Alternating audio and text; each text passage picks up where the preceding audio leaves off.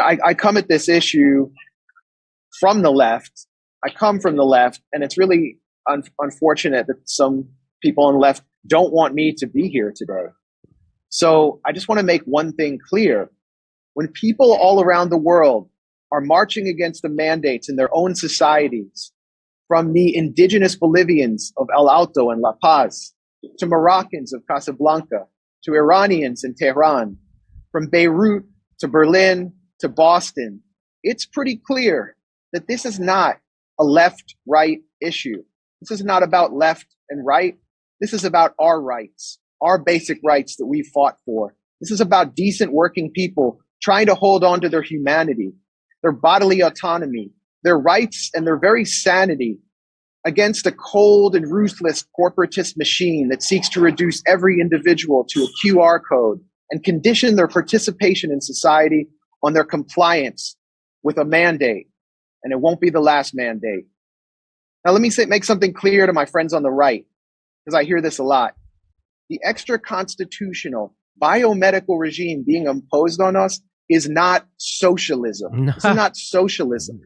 If we lived under actual socialism, we, the people, would control the means of production, and we would be able to expropriate the pharmaceutical industry and frog march the CEOs of Pfizer, Moderna, and the Sackler family at Purdue Pharma off in handcuffs to federal prison.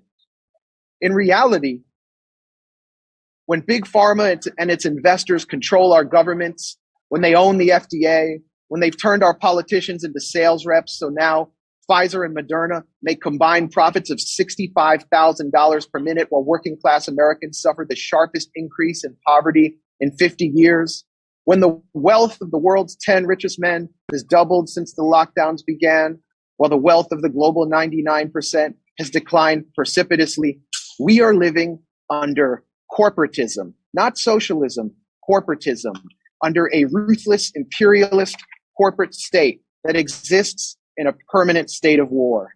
And now the forever war has come home.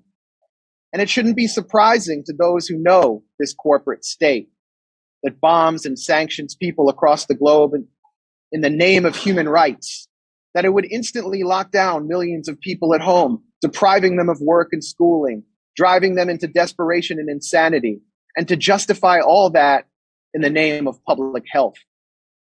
See, the same corporate state that lied about weapons of mass destruction to manufacture consent for a war in Iraq had no problem lying about gain-of-function research sponsored by the Pentagon's DARPA Research Unit and the U.S. Agency for International Development. The same corporate state that's holding journalist and WikiLeaks founder Julian Assange a political prisoner because he exposed its secrets has set about to censor and demonize and blacklist and suppress every dissenting voice that gets in the way of its draconian biomedical agenda. So a corporate state with so little legitimacy must divide its citizens to conquer them.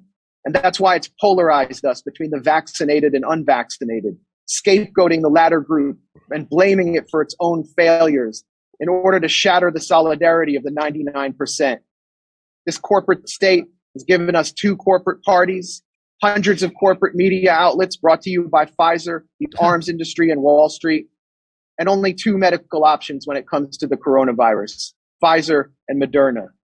So here's my message to the corporate state and its media stenographers. COVID might have temporarily taken away our sense of smell, but we can smell the steaming pile of bullshit that you're cooking, and we're not buying it. That's my speech. That's the speech I would have delivered if I could have, and I think it would have shook things up. That was a great speech. Well said. Very, very gripping, very stirring, right on point. Thank you very much thanks for coming on.